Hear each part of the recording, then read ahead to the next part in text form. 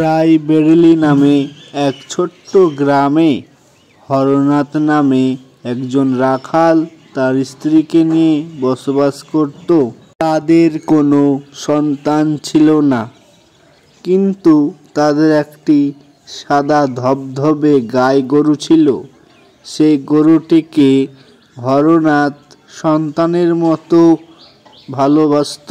সে প্রতিদিন সুন্দর করে যত্ন করে গরুটিকে ঘাস খাওয়াতো, আর কিছুক্ষণ থামার পর বলতো, ধবলি, খেয়ে নে খেয়ে নে, কোনো দুষ্টুমি করবি না, ঘাসগুলো দিয়ে গেলাম, একবারে খেয়ে নেবি, বুঝলি?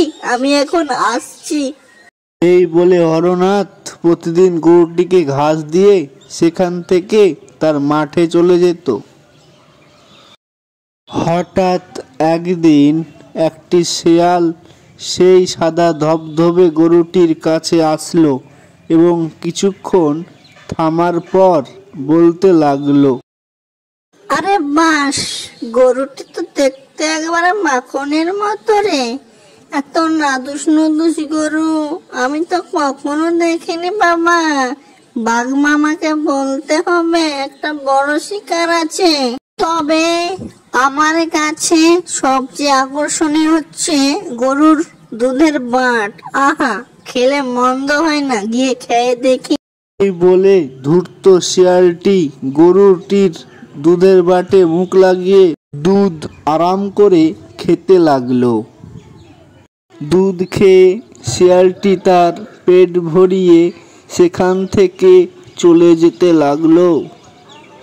কিছুক্ষণ পর হরনাথ মাঠ থেকে ফিরে এসে সে গরুটির কাছে এসে দাঁড়ালো এবং বলতে লাগলো, আরে আরে আরে বাবা, এখানে হলো কি রে? আমার স্বাদের গরুর দুধ এখানে পড়ে গেছে কিভাবে?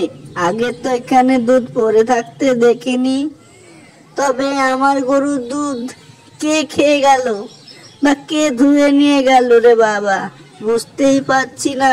তবে ওই দিক দিয়ে একটা শিয়াল যেতে দেখলাম না, মনে হচ্ছে ওই শিয়ালে এরকম কর্মকাণ্ড ঘটিয়ে দিয়ে গিয়েছে। আসুক বেটা কাল, ওকে আমি মজা দেখাবো, বলে দিলাম। সকাল হয়ে গেল, সূর্য উঠে পড়ল।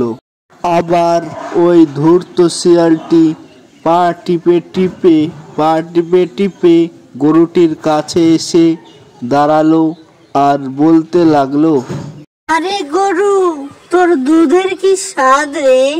একবার দুধ খেয়ে আমার জিভেতে যে লেগে আছে, আবার চলে আসলাম তোর সেই দুধ খেতে। আবার শিয়ালটি গতকালকের মতো দুধ খেতে লাগলো। হরনাথ ঘর থেকে বেরিয়ে আসলো রাগান্বিত ভাবে এবং শিয়ালটির কাছে যেতে লাগলো এবং তাকে জোরে জোরে লাথি মারতে লাগলো। হরনাথের লাথি মারার ফলে শিয়ালটি মারা গেল এবং হরনাথ বলতে লাগলো, বুঝলি শিয়াল, একেই বলে লোভে পাপ আর পাপে মৃত্যু। তোর ফলাফল সেটাই হয়েছে।